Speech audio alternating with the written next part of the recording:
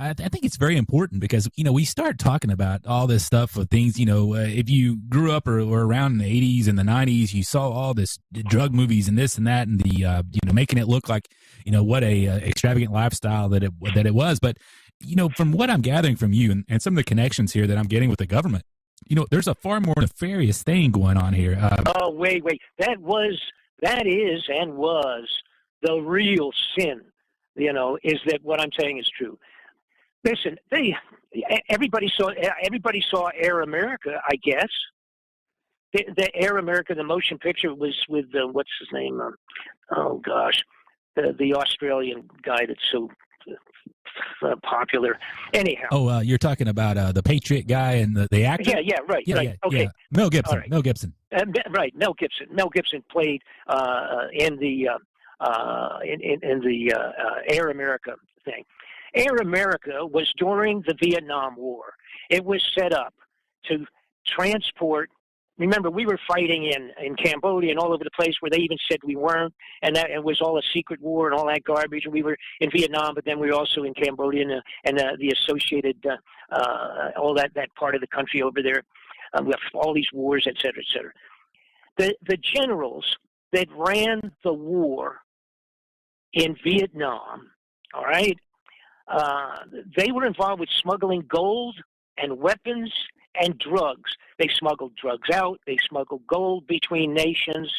The premier, the premiers that were involved, the presidents in the Cambodia and all of that area, the Vietnam, the guy, right, Vang Pao and all these people, all right, they were running Air America, which was sneaking weapons in theoretically for fighting these wars, and they were paying for it with drugs.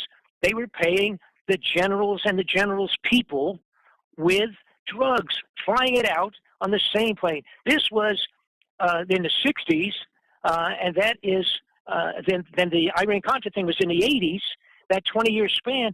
It was the same generals that were flying the drugs out of South America out on the planes that they had just delivered weapons to South America. It were the same guys that were in Vietnam earlier flying the weapons in there and flying drugs out. They would take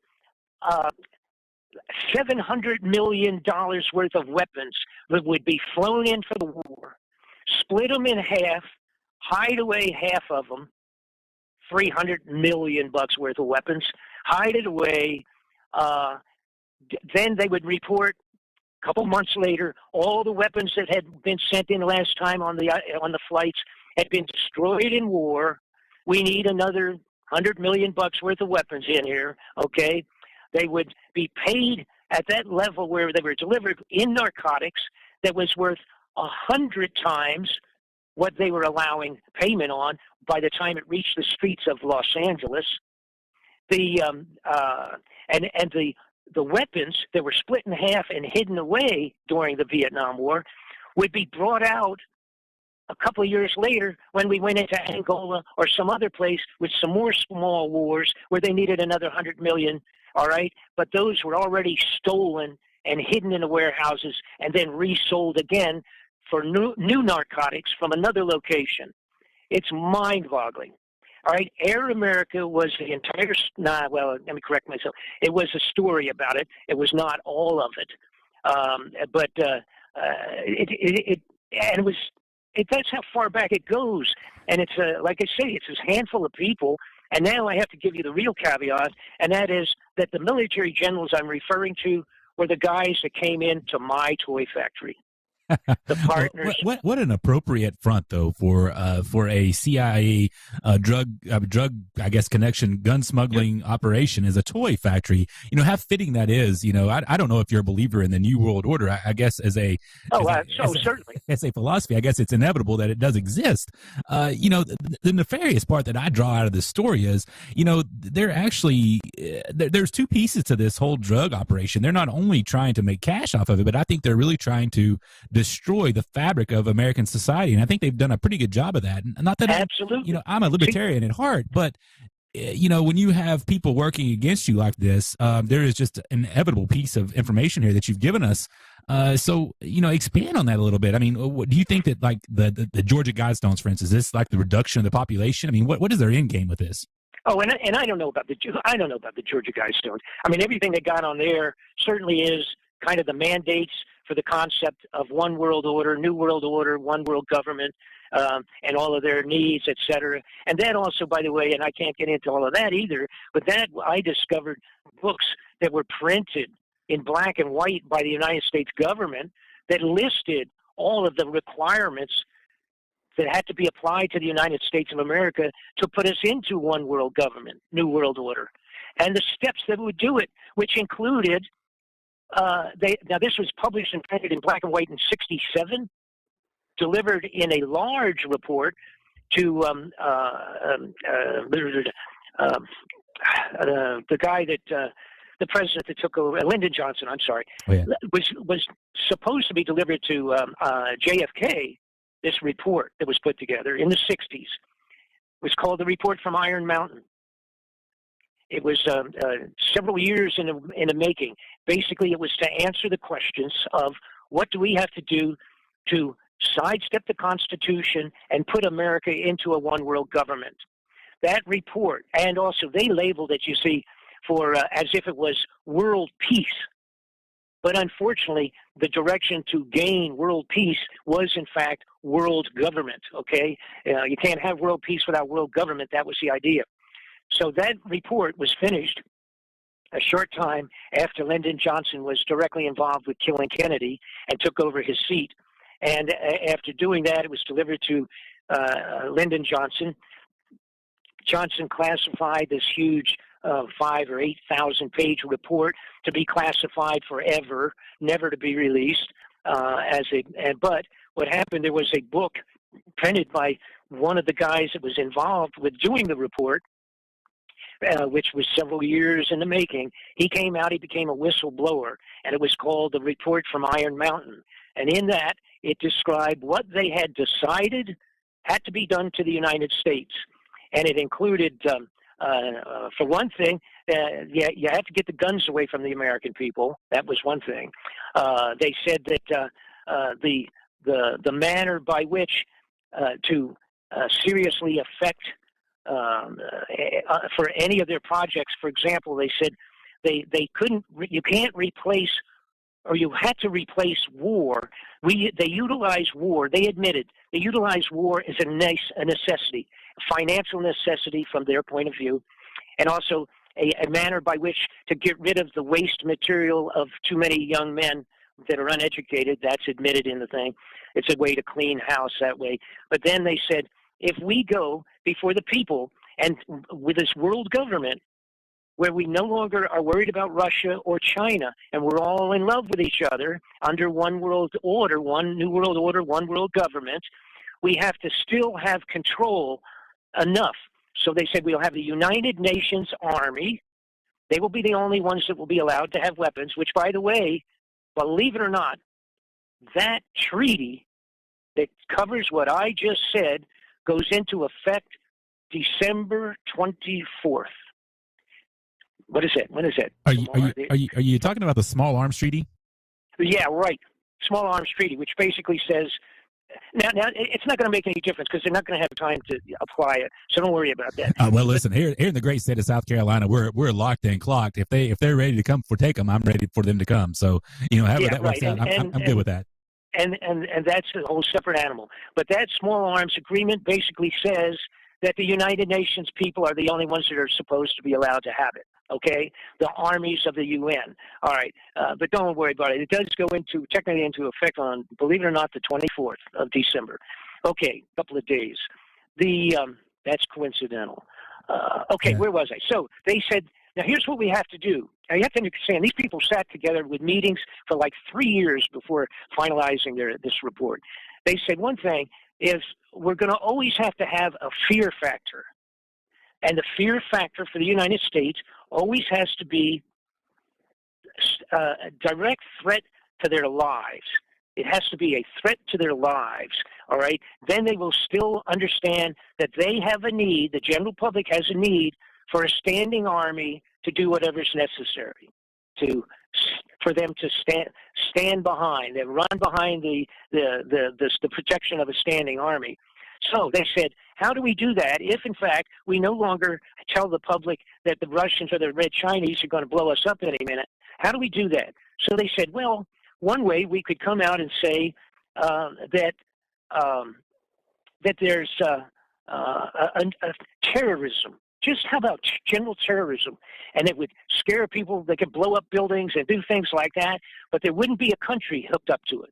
It would just be random terrorism. All right?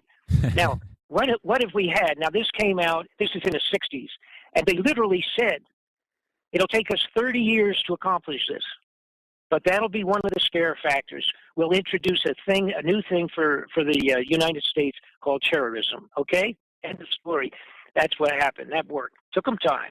They also said, and this is going to blow a lot of people's minds, written in black and white, no question about it. They said, if we start changing some environmental regulations for factories and back off on some of our environmental regulations, within 10 or 30 years, we could convince the American people that pollution is going to kill them.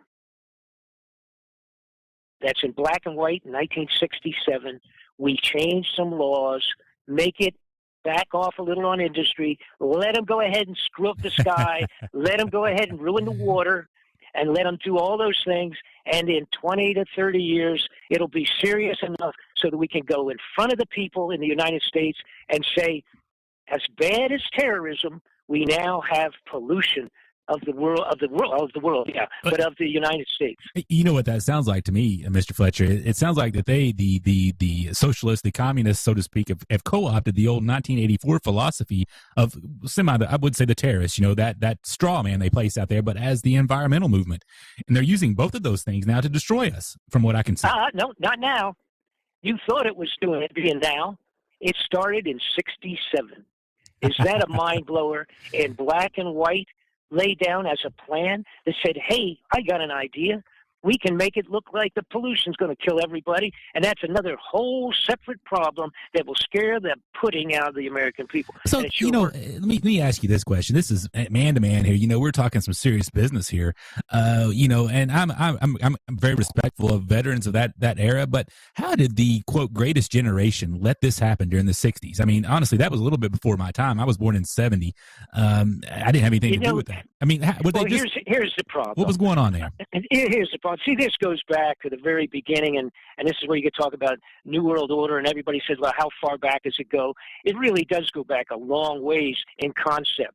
See, after they created the Constitution of the United States, created America on the basis of this new concept where all the people voted and all this stuff and everything else, there was still, even when they were writing that and drafting it, the guys that were drafting that were the elitists.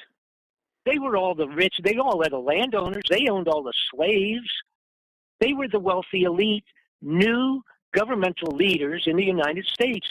And it didn't take long at all for those guys, the people that are the American heroes of our nation, according to history, Lincoln, Franklin, Washington, all those guys, right back long before Lincoln, right? But they were the elitists, and they were drawing this thing together. But they were at the same time having meetings separately from constitutional draft meetings. They were having meetings amongst themselves and saying, how do we control the banking? What are we going to do about the banking? And do we really want the people to be voting? And putting in their brothers to be up here in Washington? Are we going to get anything done? And are we going to lose control? They started worrying about losing that limited control that they had the day they signed that Constitution. And the Constitution has been under serious attack. You see, they set it up, for example, where treaties can override parts of the Constitution. That's bad news, but that's a reality. Yeah. They set up that we're watching executive orders being carried out by Obama, who I think is a dictator.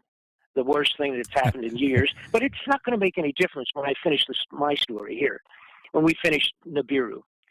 The point is, he's using See, executive orders, here's what happens. A lot of people don't realize this. The president puts in an executive order. If it's not challenged within a given period of time and rejected by the Congress and Senate, it becomes law, period. So that's not a good deal. What is that? See, that shouldn't be part of constitutional structure of the United States. What it says, the president can make up law. And if there's not enough concern to formally throw it in the garbage on the floor of the Senate and the Congress in a certain period of time, it will become law. It becomes codified, period. So all of these things that Obama's doing, including the Cuban thing here just shortly, without telling anybody and all the rest of that stuff. I mean, I don't know whether that's good, bad, or indifferent, but I have to study it. But the bottom line is his executive orders and executive memorandums become law if they are not challenged and thrown in the trash. Now, let's get back to what happened when Bob realized that all this money was disappearing and there was no way to launder it. Where was it going? It was going into holes in the ground, protective survival locations for the elite. I checked across the world. I found out that Russia in 2010 put out a mandate to accomplish 5,000 underground facilities for themselves in Russia. They put the mandate out that it had to be accomplished. Now, these were not necessarily as big and elaborate as the ones I'm talking about in America for the American elite, but the 5,000 were to be completed by 2013, the end of 2013, or the beginning of this year, which was 2014. They did complete them. They also completed one facility in Russia for the specific elite, and it is capable of handling, I think it's 65,000 people underground. And all of this, by the way, everything I'm saying now in fine detail is in my DVD that's available now. Right? Yeah. All of it. Let's talk all about of it. that. I want everybody to know. Yeah. I'm not able to fill all the details, but it's all there. Well, I mean, I found out that China, in the same period of time, has been doing the same thing. Now, they had thousands of underground tunneling and facilities for many years that people didn't know about in Red China. They had to go in and kind of upgrade them and utilize them in a variety of other upgraded manner, which is what they did in the last few years. I also have, which I'm not going to get into much here now, but I completely have the manner by which these underground facilities are dug and created with these giant tunneling drills that go into the side of a mountain and come back out. And when they're going in and out, you can drive an 18-wheeler down where the drill just drilled a hole. Bob, let's pause for a second. You've mentioned that DVD and multiple others. Give the folks out there, I know your website, but if they go to your website, and how can they get those DVDs? I mean, Okay, simply go on BobFletcherInvestigations.com. It's one long word, BobFletcherInvestigations.com. You will get to my website. I have approximately I took one off recently because I have about 8 or 9 of my reports. The only thing that's on there, I don't sell hammer handles and silver liniment to rub on your hemorrhoids or any of that stuff. Okay, it's just my reports. That's all we have. The ones that are most mind-boggling are CIA and drugs, which is one that I did for Sonny Bono that got him murdered. The investigation I did into Sonny's death also is in there, his murder. Also, I'm giving you my own recommendations. But this one right now, the one that you have to get, it's imperative, and you'll understand the interfacing and connections of all the stuff that's been going on. That's the one that's called Incoming Nibiru, or Incoming, the story of Nibiru. There's only 8 or 10 items there, and they're real easy. We take all credit cards, et cetera, blah, blah, blah. I'm not into the selling thing. You must get this. This is, by the way, a 2-disc, 4-hour presentation of motion pictures, stills, videos, everything inside, including taking a trip inside the underground facilities, pictures from Red China that people have never seen of some of their underground tunneling. They've also done a strange thing in China, but I know that it's interfaced and connected to this. Like I said, they have thousands of underground hideouts there, but they have built, at this point, I think it's 11 entire cities in China on high elevations that are totally uninhabited. They're still building new ones as we speak. These are cities the equivalent of New York City or Boston or Philadelphia or Texas or Arizona, biggest Denver, Colorado. These are cities all that size for multi-millions of people. There is no one living in any of them, and they are continuing to build them. So what are you saying there? I mean, do you think that I don't know. I don't know what I'm saying. I mean, okay? I mean, to me, when I hear that, I think, well, is there something going to happen, and the population that's left on Earth is going to be living over in China in these empty cities? I mean, that's the first thing. I do know this, which, by the way, I also it's included, in our presentation, both the DVDs. But a few years ago, they did a scientific study on Earth sciences as to if, in fact, there was a celestial event that caused the Earth to move in China, what parts of the Earth would go up and what parts would go down, and where would they be if, in fact, the surface of the Earth actually was altered. That was a report that they had done themselves a few years back, and all I can say is, and by the way, some of the networks have covered these Chinese, the Chinese empty cities. They're still building them. One of them is a complete replica of Paris, France, including the Eiffel Tower, and it is empty. We're talking cities, 10 to 13 cities, finished, completed. One or two are in Mongolia, by the way. They're finished and they are completed. There are no humans in them. And they have the capability, each one of them, to handle maybe 10 to 12 million people. Well, this sounds to me like that they're setting it up for specific groups of people to come there and feel at home. That certainly seems like what it is. But the actual connection, Bob Fletcher's not been able to zero in on. But I do know it. So you put that with, it's kind of like, what's going on, folks? Okay, so I finally figured out what's going on. Somebody came to me because I was asking people. I was saying, somebody, I have some really high-level people, friends, that's connections and stuff. And I said, what's going on now? We were talking trillions of money. The gold's gone. All the money's gone. Here's another thing that enters into this. See, Uncle Sam, in 35 years, hasn't spent any money to fix a bridge or a tunnel or a power plant. The entire infrastructure of all of America is garbage. It's all 50 years old. There's been no infrastructure money. I mean, when I say none, it's like no gold left. There's probably a little bit of gold someplace.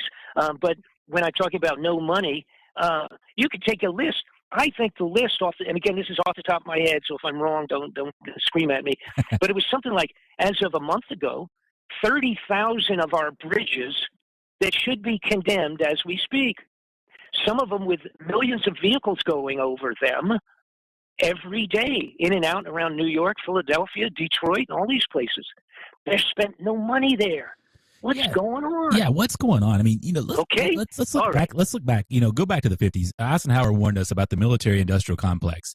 And he hit it on the head. Yeah, and we've got people on our chat right now talking about robots and this whole Internet of Things and the new the synthesis of man and machine, singularity, and all this stuff we hear. It's not even conspiracy theory anymore. It's out there in the mainstream media. Glenn Beck's talking about it. You can see it on MSNBC. Any of the channels talking about this stuff. Every week there's a show about it. It's become commonplace. It's all real stuff. So I guess, what are we seeing here going on? Is it the end of humanity that we're talking about? There's going to be an elite. And if there is an elite, the big question is, how far up does that go? Is it the Bilderberg group? Does it go up down to that level? Yeah. And it goes up to the level that you don't even know about. But the answer to your question in general is yes, and it goes up. And then you start come on. I just can't let you go there that I don't even know about. I mean, I'm going to. That's absolutely right. I mean, what is that? And I've been doing it. Listen, I've been doing what I've been doing full time for 30 years, and I guarantee you, there's stuff up there at levels that I still don't know about, and I will guarantee you that people pulling strings, etc., that we have no idea, and unfortunately, they've gotten away with it. See, and again, all this world government, one more stuff planned years and years ago. They progressively, step by step by step. Now, there's, by the way, the first DVD that I did, the first inquiry I did was originally done on VHS, as a matter of fact, obviously, was back. I talk about it. It's called Invasion and Betrayal. And it was the basic first time in the 90s when I found the Iron Mountain Report, and I found books that were written by senators and congressmen, et cetera, warning about it and writing down in black and white from the 50s moving forward, indicating the New World Order and what they were planning to do. All right, and that's also a great. It's an older report that I did. The Invasion and Betrayal, Drugs and the CIA, Sonny Bono's Destiny Denied, and the new one incoming. Those would be my recommendations for anybody. By the way, on the drugs and the CIA, we were talking earlier about all that drugs and arms and all that stuff. Drugs and the CIA is a compilation of material that I gave to Sonny Bono. He set up a special inquiry that was to begin on the floor of the Congress 15 days after he was murdered. In other words, if he had lived 15 more days, he would have been back in Washington, and they had called me already, and I was in Los Angeles. They called me and said, we're ready to go when Sonny gets back from the Christmas holidays. Are you ready to fly into Washington? And I said, yes, let's do it. And they killed him 10 days after that conversation with me. All right. Hey, Bob, tell us just a second. You know, a lot of people out there may be, and I know who Sonny Bono is. I was a kid when he was, famous and making his way, through music. Tell us about Sonny the man. Beyond the star and the musician. What was Sonny the man like? Sonny was a great guy, and he was honest. You see, their problem up there, he ran the local politics. He got involved. And then he decided, somebody said, you ought to become the congressman for our district in California. So we did. He said, yeah, okay, I'll run. But Sonny was still naive at that level. And but he won. He won because he was popular. He's a neat guy. All right. So like you, we were all raised with him. And by the way, I was in the music business big time for 20 years before I got into the toy business. I was a promotion director for MCA Records. I introduced my job was introducing new artists. I introduced Elton John, and I was on road with The Who and every country star, Loretta Lynn, Conway Twitty. I did all of their promotions. Wow. I was the promotion manager. Yeah. Okay, forget that wonderful part of my life. Back to the horrors here. So Sonny gets in up into Congress, and they sit down with him real early, and they say, listen, which is this kind of a speech everybody gets when they go up there. And it's, pay attention, be cooperative with us that are already up here, and you'll do fine. If you cause trouble, you will not be reelected next time, period. So then, right after he got in, they had the investigations of the Waco murders where the government came in and burned that church down and killed all those children with the gas and all kinds of stuff. And by the way, even special operatives shooting people when they ran out of the burning church in Waco, Georgia. Waco, Texas. Okay? He sat on that. He was on that investigation. And he broke into tears and sobbed when he saw the testimony on what they did to the children. And they knew what was going to happen, that it was going to burst into flames when they put that gas in. And they knew it, and they did it, and they fried all those kids inside that building. Not necessary for any reason except to forward the New World Order concept of arms control. That's what that was for. The destruction in New York City of the Twin Towers was the same thing. And what it got us was the brand new new laws that we now live under in the United States, all right, for terrorism. And the reality is it's clamping down on Americans beyond their wildest dreams under the guise of protecting you from terrorism. But get back to Sonny. Sonny was blown away. He was destroyed. When he got up, he was just naive, and he still thought that there was some kind of an honest, moral government up there. And he found out that was absolutely not the case, and it had broken his heart. At one point in time, when I was up to meet with Sonny in Washington, I went in at one point in time, probably about 1 year before he was murdered. I went in, and Frank Cullen, the guy that runs his office for him, his administrative assistant that runs everything, he said, "Hold it, Bob, we can't even go in." And I looked in the office, in Sonny's office in Washington, and there's people with special equipment climbing all over the desks, and there's white material all over from the ceiling and all kinds of stuff. This is in the Congressional building. And I said, "What's going on?" And Frank Cullen said, "We're having to tap. Somebody's been tapping all of our telephones in the office." So we have a seated congressman who was a troublemaker because he was honest, having his phones and everything tapped in the Congressional office building itself, in his office. Freaked me out. We went on down, we had lunch. I delivered some materials to him that I had promised him, which is some of what I was talking about, in the DVD that I did called CIA and Drugs. That was the one. It took 8 months. He finally got back to me, and they said, "We're going to do the report. We're going to do the investigation using most of your materials and other people's." And that was 10 days after that phone call that I got in December. Sonny was bludgeoned to death on the top of the hill in the snow resort and the ski resort. So what do you think Sonny would have done? What was his end game there? I mean, did he really? His end game was the same as Bob Fletcher's, and that was to expose what was really going on and how far up it went.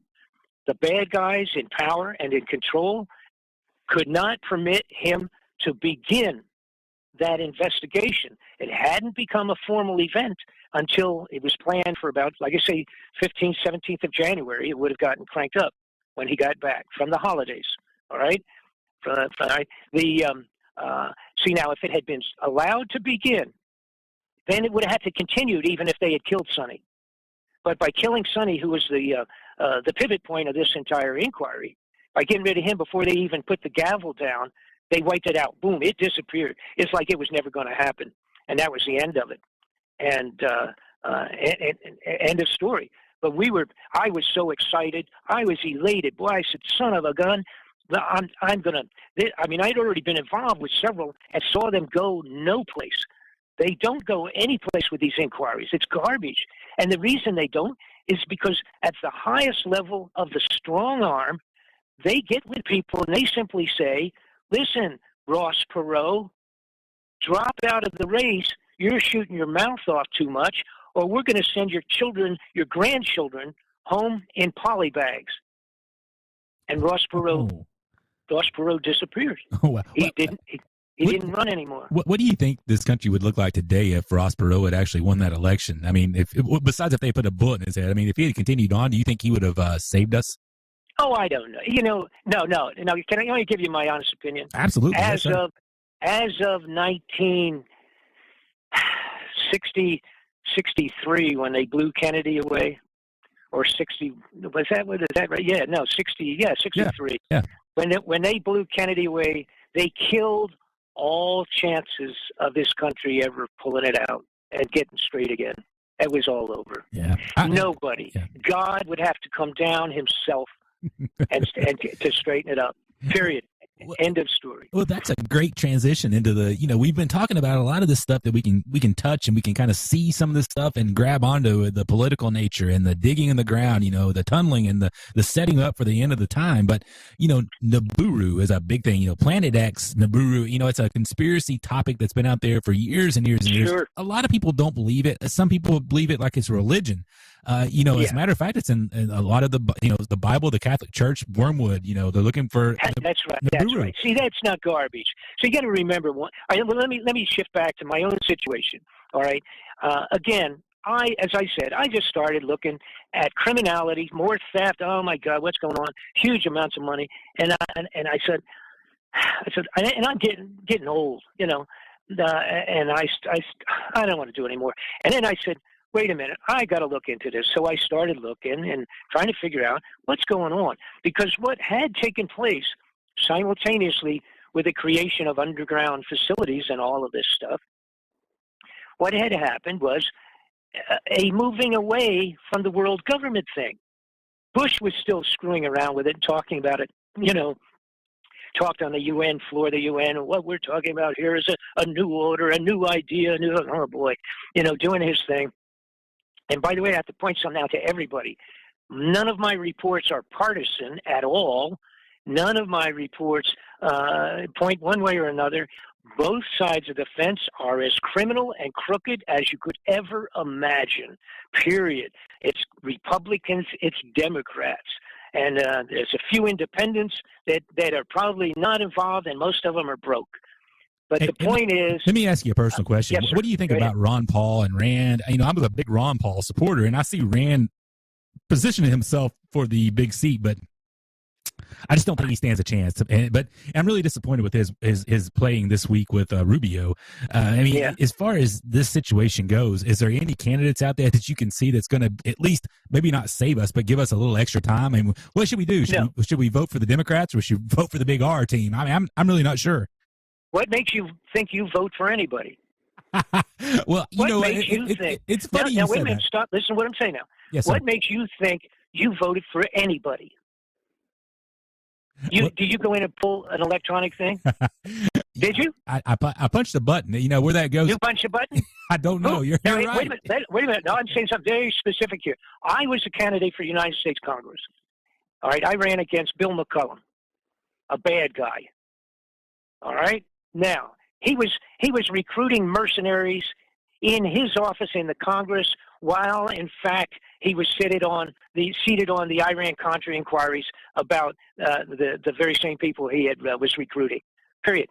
End of story. And that's the kind of stuff goes on people don't know anything about. All right. Anyhow, let me get back to my point. I witnessed and assisted in supplying information in one of John Kerry's inquiries on drugs and drug connections into the USA, CIA, national security agencies, etc. And he did. See, it's very hard first off to find out who's straight and who's not. So I'm not coming down. I'm not necessarily. He also was worried at one point in time. He was unable to contact me in the 80s. He thought I had been killed. And he sent the FBI in to two different locations to track me down. Okay, Bob, listen, you've reached a whole other thing, and I've got to stop you right here and ask you about this. You start talking about John Kerry, and we're talking about... Well, let me ask you a question. Let me finish. Was he involved? Let me finish. What? Excuse me. What'd you say? Go ahead. I said, no, is he involved in this whole thing? We get his little story in Vietnam. Was he in the drug cartel business back then? No.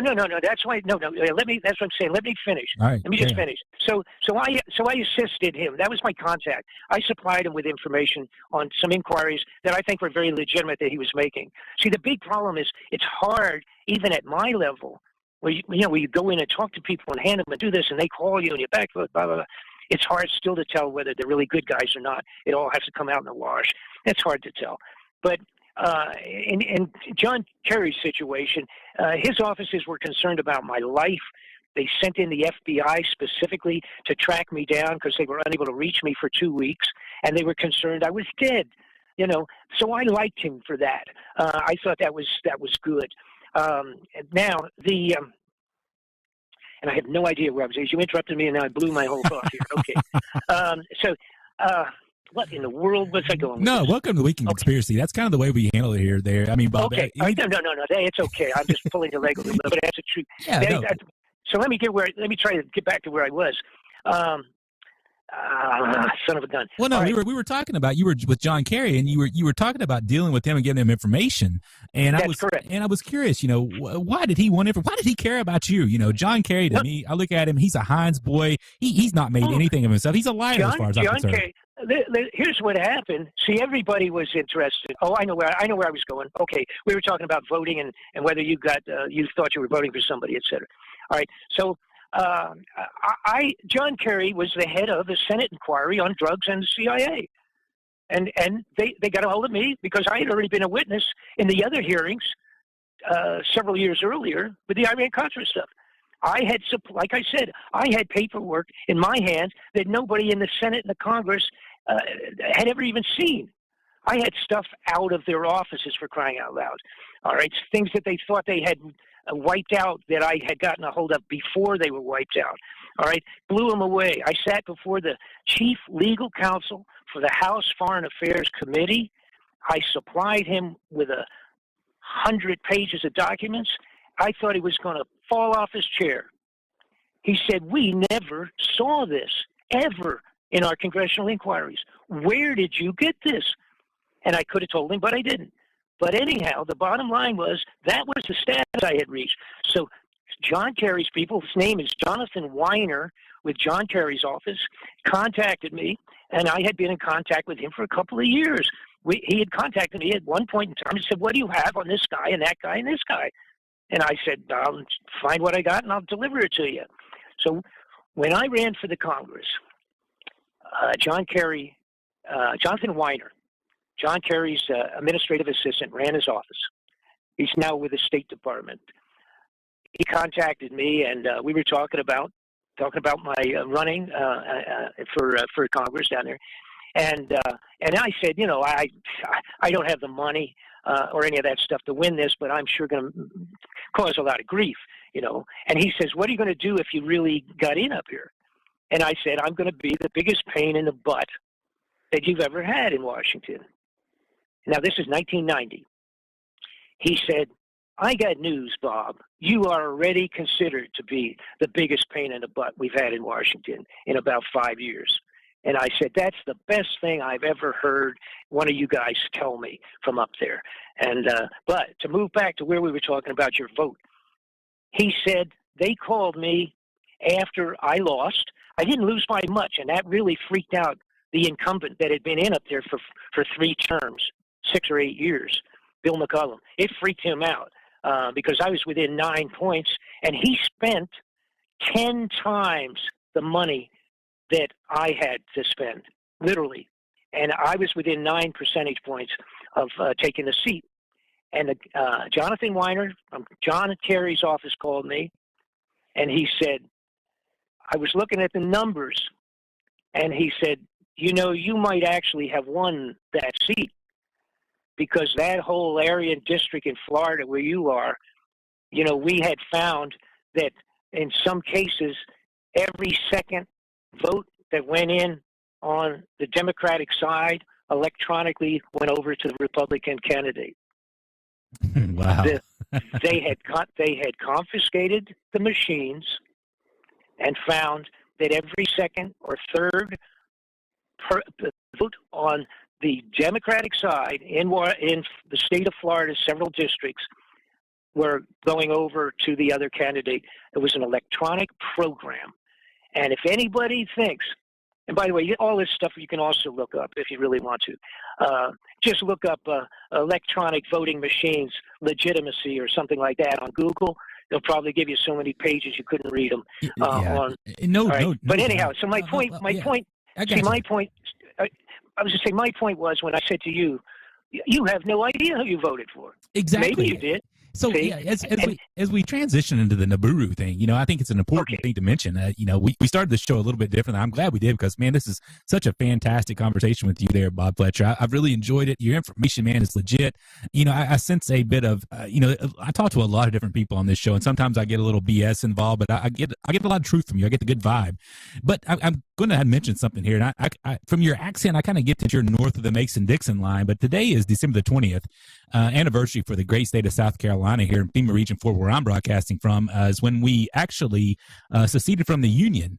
Is something like that in order here? I mean, what are we dealing with? How do we go forward with even this illegitimate government? And then we've got this Nibiru thing possibly out there on the horizon. Well, what are we fighting for? What are we fighting for here? I mean, is there any fight here? Here's a sad point. When I started this, first off, I was like everybody. I was a naive guy. I was a businessman. I've been in a variety of businesses, big industry of, in executive levels in the music business. I had my own companies. I'd had hit records that I produced and all that garbage. I was very much like Sonny, as a matter of fact. Our lives were very, very similar.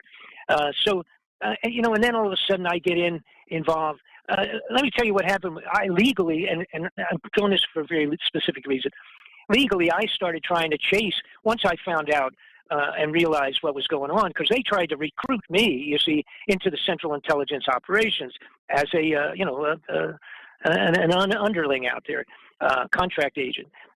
And they wanted me to go to Angola to take a couple of trips, and they pay $2,000 a trip. The guys guaranteed me I could make over $150,000 a year by just running around and supplying information. So they wanted to recruit me. And of course, I turned them in instead. The bottom line is, back then, I started chasing legally to try and get my money back. They owed me $250,000. Is not a lot of money to some people, but it was a lot for me. I had many years. I had a lot of years in my business to create it. I was on the verge of making millions of dollars and being happy and making toys, for crying out loud. All right. And I owned facilities in Six Flags amusement parks, retail, magic shops all over the country, and all that kind of stuff. It's just nothing but happy, crazy stuff. And then I get involved with people that are killing people and smuggling drugs for a living. So anyhow, I first went to try to do something with my lawyer, hand in hand, to see what we could. I thought it was going to be an easy lawsuit. I just sue them, and they would. This jerk would pay me the money. That'd be the end of it. My toy factory was classified as a secret operation, and I could not go to court. They classified my toy factory and the information and people involved in my toy company as secret, and was not able to pursue. And that came out of the president's office, George Bush.